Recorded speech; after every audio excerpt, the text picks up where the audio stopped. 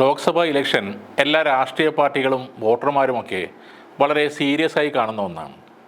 Election അടുക്കുമ്പോൾ നേതാക്കന്മാരുടെ പല പ്രസ്താവനകളും പ്രസംഗങ്ങളും പലപ്പോഴും വിവാദമാകാറുണ്ട്.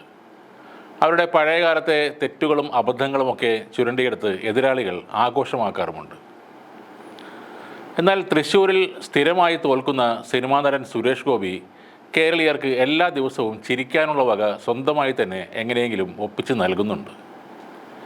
സോഷ്യൽ മീഡിയയിൽ എവിടെ നോക്കിയാലും ഇദ്ദേഹത്തിൻ്റെ കോമാളിത്തരങ്ങൾ കാണാൻ കഴിയും. യൂട്യൂബ് തുറന്നാലും ഇൻസ്റ്റാഗ്രാം തുറന്നാലും ഫേസ്ബുക്ക് ആയാലും ആറാട്ടണ്ണനും അലിൻ ജോസ് പെരേരയും കാട്ടുന്ന കോമാളിത്തരങ്ങൾക്കൊപ്പം തെരഞ്ഞെടുപ്പിന് മാത്രം വരുന്ന ഈ നടൻ്റെ കോമാളിത്തരങ്ങൾ കൂടി കാണേണ്ട അവസ്ഥയാണ് ഇപ്പോഴുള്ളത്. ഇയാൾ ഇപ്പോഴും തൻ്റെ വിൻറ്റേജ് കാലത്തെ കഥാപാത്രങ്ങളുടെ ഹാങ് ഓവറിൽ ആണ് ഉള്ളത് എന്നാണ് തോന്നുന്നത്.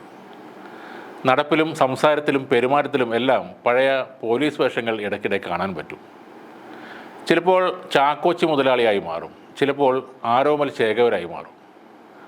ഇപ്പോഴത്തെ പ്രസംഗങ്ങളിലും മാധ്യമങ്ങളോടുള്ള അഭിമുഖമായാലും അതിലൊക്കെ ഒരു ഹീറോയിക് ഡയലോഗ് അടിച്ചുവിടുന്നത് കാണാം.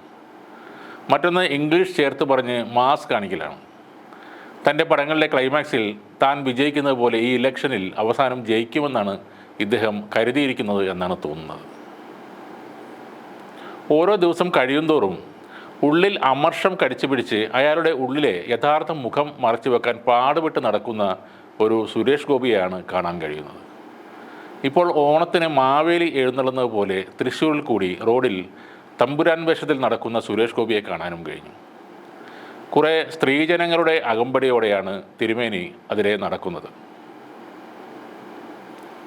കുറേ സിനിമാ ഡയലോഗ് പറഞ്ഞതുകൊണ്ടോ തമ്പ്രാൻ കളിച്ചതുകൊണ്ടോ ഒന്നും ഒരു നേതാവ് ആകാൻ കഴിയില്ല. അത് സുരേഷ് ഗോപിക്ക് ഇത്തവണത്തെ ഇലക്ഷൻ കഴിയുന്നതോടെ മനസ്സിലാവും. ആ തിരിച്ചറിവിന് ശേഷം ഒന്നുകിൽ ഇദ്ദേഹം അടിമുടി മാറും, അല്ലെങ്കിൽ രാഷ്ട്രീയം അപ്പാടെ ഉപേക്ഷിക്കും. ബൈപ്പോളർ എന്നൊരു അവസ്ഥയുണ്ട്. അവർ എപ്പോഴും അറ്റൻഷൻ ഇഷ്ടപ്പെടുന്നവരാണ്. എപ്പോഴും അവരെ തന്നെ പുകഴ്ത്തി പറഞ്ഞുകൊണ്ടിരിക്കും.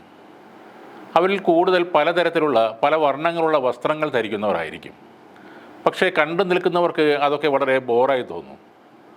ആരെങ്കിലും ഇവരെ വിമർശിക്കുകയോ ചോദ്യങ്ങൾ ചോദിക്കുകയോ ചെയ്താൽ അവർക്കത് സഹിക്കാൻ സാധിക്കില്ല. അതോടെ പൊട്ടിത്തെറി നിറഞ്ഞ സംസാരങ്ങൾ, എതിരാളികളോടും വെക്കിട്ട് കയറൽ എന്നിങ്ങനെയുള്ള പരിപാടികൾ ആരംഭിക്കും. നിസ്സാര കാര്യങ്ങൾക്ക് പോലും ഇവർ അസ്വസ്ഥരാകും. ചിലപ്പോൾ അതിവൈകാരികമായി കരയും, ചിലപ്പോൾ ചിരിക്കും. തനിക്ക് ചുറ്റും നടക്കുന്ന വിഷയങ്ങളെക്കുറിച്ച് ഇവർ ബോധവാന്മാരായിരിക്കില്ല. കലാകാരന്മാരിലാണ് കൂടുതലും ഇത് കണ്ടുവരുന്നത്. ശുദ്ധന്മാരായാലും ഇവർ ദുഷ്ടൻ്റെ ഫലം ചെയ്യാറുണ്ട്. ഈയിടെയുള്ള പെരുമാറ്റം കാണുമ്പോൾ സുരേഷ് ഗോപിയും ഈ കൂട്ടത്തിൽപ്പെടുന്ന ആളാണെന്ന് തോന്നിയിട്ടുണ്ട്. എത്രയും പെട്ടെന്ന് ഈ ഇലക്ഷൻ നടന്നാൽ അദ്ദേഹത്തിന് വോട്ടുകൾ കുറയാതെ നോക്കാം. അത്തരത്തിലുള്ള വൃത്തികെട്ട ഷോകളാണ് എല്ലാ ദിവസവും നടത്തുന്നത്. ഇലക്ഷൻ കഴിഞ്ഞ് തൃശ്ശൂരിലെ റിസൾട്ട് വരുമ്പോൾ അദ്ദേഹത്തിൻ്റെ അവസ്ഥ എന്തായിരിക്കുമെന്ന് ഒരു പിടിയുമില്ല. കൂടെ നിൽക്കുന്നവർ കുറച്ച് അകലം പാലിക്കുന്നത് എന്തായാലും നന്നായിരിക്കും.